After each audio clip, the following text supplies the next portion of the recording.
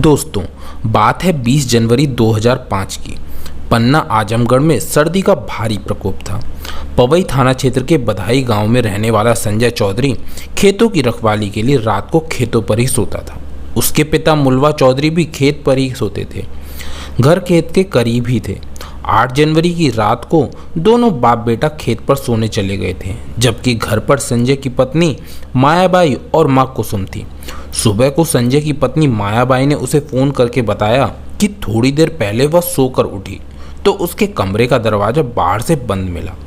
मायाबाई ने उसे आगे बताया कि फोन लगाने से पहले उसने सासू माँ को कई आवाज़ें दी थीं, लेकिन जब उसकी तरफ से कोई उत्तर नहीं मिला तब उसने उन्हें फ़ोन कर दिया। कहीं ऐसा तो नहीं कि अम्मा दिशा मैदान चली गई हो? तुम इंतजार करो, हो सकता है थोड़ी देर में आ जाए। संजय बोला, मैं काफ़ी देर से इंतजार कर रही हूँ। आज तक वह बाहर से दरवाज़ा बंद करके कभी नहीं गई हैं। आप जल्द दरवाज़ा खोल दो, मायाबाई ने पति से कहा। पत्नी की बात सुनकर संजय घर पहुंच गया। उसने कमरे का दरवाज़ा खोला तो माया बहुत घबराई हुई थी। संजय ने उससे पूछा तो उसने कहा कि पता नहीं किसने कमरे का दरवाज़ा बंद कर दिया था। इसके बाद मियाँ बीबी दोनों माँ के कमरे में गए तो वह कमरे में नहीं थी। कुछ देर तक दोनों ने उसके लौटने का इंतजार किया। काफ़ी देर बाद भी जब वह नहीं लौटी तो संजय ने खेत पर जाकर पिता को यह जानकारी दी। मायाबाई भी खेत पर पहुंच गई थी। पत्नी के गायब होने की बात सुनकर मुलवा चौधरी भी परेशान हो गए थे। उनके एक खेत में अरहर की फसल खड़ी थी। मायाबाई पति के साथ जब उसी खेत के किनारे से जा रही थी तभी संजय की नज़र अरहर के खेत पर पड़ी। एक लाश पर गई। वह लाश के नज़दीक पहुंचा तो उसकी चीख निकल गई। लाश उसकी माँ कुसुम की ही थी। उसकी गर्दन के आसपास कई जगह कुल्हाड़ी के गहरे घाव थे। खून से सनी कुल्हाड़ी भी वहीं पड़ी थी। इससे लग रहा था किसी ने उसी कुल्हाड़ी से उसकी हत्या की है। संजय की चीख पुकार सुनकर पास के खेत में सो रहे किसान कन्हैयालाल और मांगीलाल भी आ गए। कुछ देर बाद संजय ने यह खबर डायल 100 को दे दी। कुछ देर बाद पुलिस घटनास्थल पर पहुंच गई। डायल 100 के एक पुलिसकर्मी ने मामले की जानकारी पवई थाने के टीआई एसपी शुक्ला को दे दी। महिला की हत्या की सूचना मिलते ही थाना प्रभारी सिपाही संजय को साथ में लेकर घटनास्थल पर पहुंच गए। टीआई ने घटनास्थल का निरीक्षण किया। मृतका कुसुम के शव से बहा खून अभी भी सूखा नहीं था। इससे टीआई समझ गए कि घटना सुबह हुई है। उन्होंने सोचा कि जब कुसुम दिशा मैदान के लिए खेत में आई होगी तभी किसी ने उसकी हत्या कर दी, लेकिन शव के पास लोटा वगैरह नहीं था। सवाल यह उठा कि अगर कुसुम शौच के लिए नहीं आई तो खेत पर सुबह सुबह क्यों आई। हत्या की खबर पाकर एसपी मयंक अवस्थी भी मौके पर पहुंच गए। उन्होंने भी मौका मुआयना किया। टीआई द्वारा पूछताछ करने पर कुसुम के पति मुलवा और बेटे संजय ने किसी से दुश्मनी होने की बात से इनकार भी कर दिया। संजय की पत्नी मायाबाई ने सारी जानकारी पुलिस को दे दी। इसके बाद पुलिस ने उनके घर का मुआयना किया। पूछताछ करने पर टीआई को कुसुम के किसी परिचित पर ही हत्या का शक था, क्योंकि जिस कमरे में कुसुम सो रही थी वहां किसी संघर्ष के कोई निशान नहीं मिले थे। इससे लग रहा था कि कुसुम अपनी मर्जी से ही उठकर बाहर आई थी। मायाबाई के कमरे का दरवाजा बाहर से बंद किए जाने को लेकर टीआई का मानना था कि संभव है कुसुम के गांव के किसी आदमी से अवैध संबंध हो। उसका आशिक रात में कुसुम से मिलने घर आया होगा। कहीं बहू अपने कमरे से निकलकर सास के कमरे में ना आ जाए, इसलिए उसने ही मायाबाई के कमरे का दरवाजा बाहर से बंद कर दिया होगा। इसके बाद किसी बात को लेकर कुसुम का उसके प्रेमी से विवाद हुआ होगा। इसी के चलते उस व्यक्ति ने कुसुम की हत्या कर दी होगी।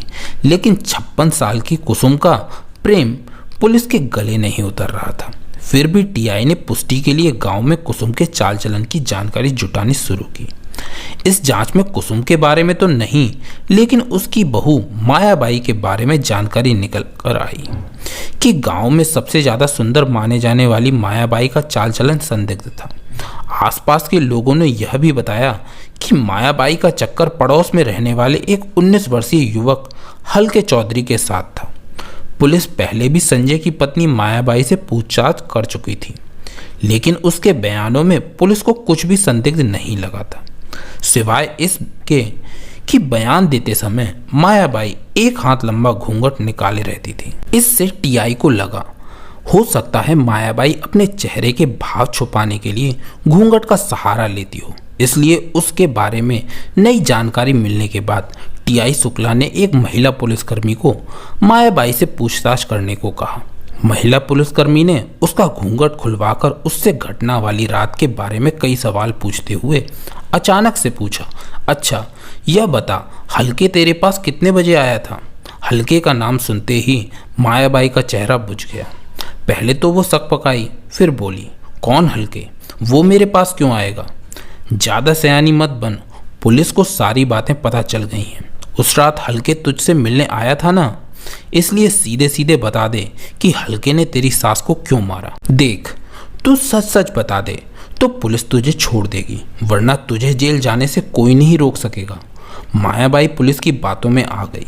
उसने स्वीकार कर लिया कि उस रात सास ने उसे उसके प्रेमी हल्के के साथ देख लिया था। इसके बाद हालात ऐसे बने कि उसने प्रेमी के साथ मिलकर सास की हत्या कर दी। पुलिस पूछताछ में बहू के इश्क में सास के कत्ल की कहानी इस प्रकार सामने आई। कोई 5 साल पहले मायाबाई जब संजय के साथ ब्याह कर गाँव में आई, तब उसकी उम्र 21 साल की थी।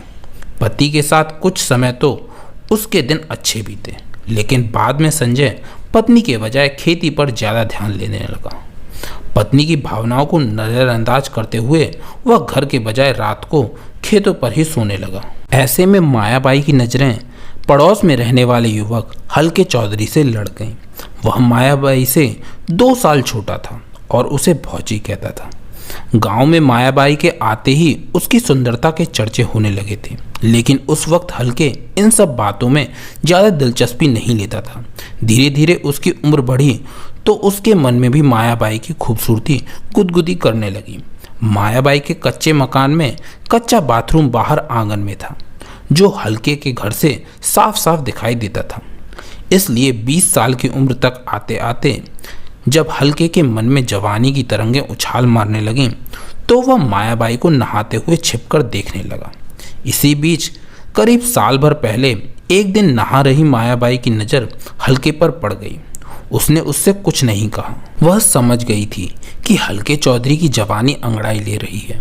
फिर मायाबाई के मन में भी चहल पहल होने लगी।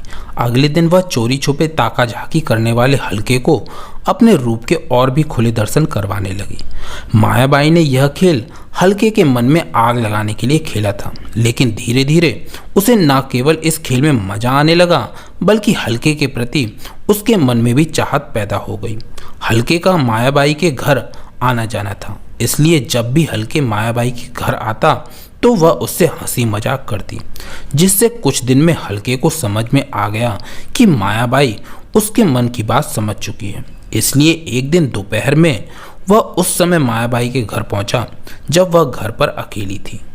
मायाबाई को भी ऐसे ही मौके का इंतजार था। उस रोज मायाबाई ने बातों बातों में हल्के से पूछ लिया, हल्के तुम मुझे यह बताओ, तुम्हारी कोई प्रेमिका है? नहीं, हल्के ने जवाब दिया। क्यों, अभी तक क्यों नहीं बनाई? तुम्हारा मन तो होता होगा? मायाबाई ने पूछा। नहीं, हल्के ने झूठ बोल दिया। मन नहीं होता तो फिर छिपकर मुझे नहाते हुए क्यों देखते हो? मैं तो समझती थी कि मेरा देवर कई लड़कियों से दोस्ती कर चुका होगा, इसलिए अब मेरे साथ दोस्ती करना चाहता है। मायाबाई मुस्कुराते हुए बोली, वो तो इसलिए कि आप मुझे अच्छी लगती हो। कभी मेरी सुंदरता को पास से देखने का मन नहीं करता तुम्हारा? मायाबाई ने पूछा। करता है ना, लेकिन डर लगता है कहीं आप गुस्सा ना हो जाएं, हल्के ने बताया। मैंने कब कहा कि मैं गुस्सा हो जाऊंगी? अच्छा, एक काम करो, अभी तो अम्मा खेत से आने वाली है, कल सुबह जल्दी आ जाना, फिर देख लेना अपनी भाभी को एकदम पास से, और मन करे तो छू कर भी देखना। इतना कहकर मायाबाई ने नौसिखिए हल्के के गाल पर एक पप्पी देकर उसे घर भेज दिया। दूसरे दिन हल्के चौधरी मायाबाई के घर पहुंच गया। उस समय घर में दोनों के अलावा कोई नहीं था। मायाबाई ने इसका फायदा उठाया। उसने हल्के को काम कला का ऐसा पाठ पढ़ाया कि वह उसका मुरीद बन गया।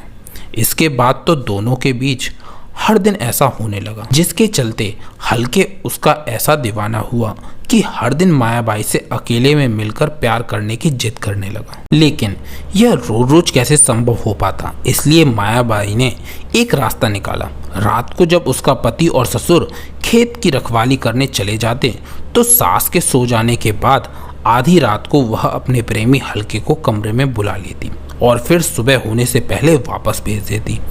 8 जनवरी 2020 की रात को भी यही हुआ। रात में संजय और उसके पिता मुलवा खेत में चले गए। फिर सास भी खाना खा पीकर गहरी नींद सो गई तो मायाबाई ने हल्के को बुला लिया।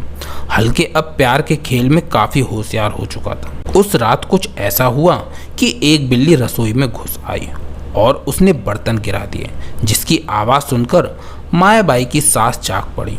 उसी दौरान मायाबाई के मुंह से चीख निकली। सास ने उठकर चुपचाप बहू के कमरे में झांक कर देखा तो पड़ोसी हल्के के साथ बहू को अयासी करते देख उसकी आंखें फटी रह गईं। सास ने गुस्से में किवाड़ पर लात मारकर दरवाज़ा खोला और मायाबाई और हल्के को खूब खरी खोटी सुनाई। सास बहू की करतूत अपने बेटे को बताने के लिए रात में ही खेत पर जाने लगी। यह देखकर मायाबाई के हाथ पैर फूल गए।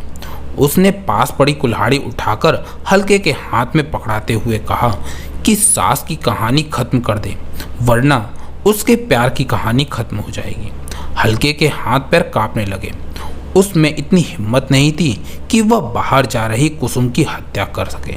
लेकिन जब मायाबाई भी साथ हो गई तो दोनों ने पीछे से जाकर खेतों पर पहुंच चुकी कुसुम की गर्दन पर कुल्हाड़ी से वार किया, जिससे वह वहीं गिर गई। इसके बाद उसके शरीर पर कुल्हाड़ी से कई वार किए, जिससे कुसुम की मृत्यु हो गई।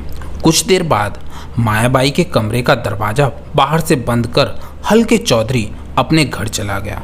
दोनों का भरोसा था कि पुलिस उन तक कभी नहीं पहुंच पाएगी, लेकिन पवई पुलिस ने 4 दिन में ही दोनों को कानून की ताकत का एहसास करवा दिया। दोस्तों, आपको ये कहानी कैसी लगी कमेंट सेक्शन में ज़रूर बताइए। अगर कहानी अच्छी लगी हो तो वीडियो को लाइक और शेयर कीजिए और ऐसी ही कहानियाँ और पाने के लिए चैनल को सब्सक्राइब कीजिए और बेल आइकन को दबा के ऑल पर सेट करना मत भूलिएगा। तो फिर मिलते हैं नेक्स्ट वीडियो में। Till then take care and keep smiling. Bye bye.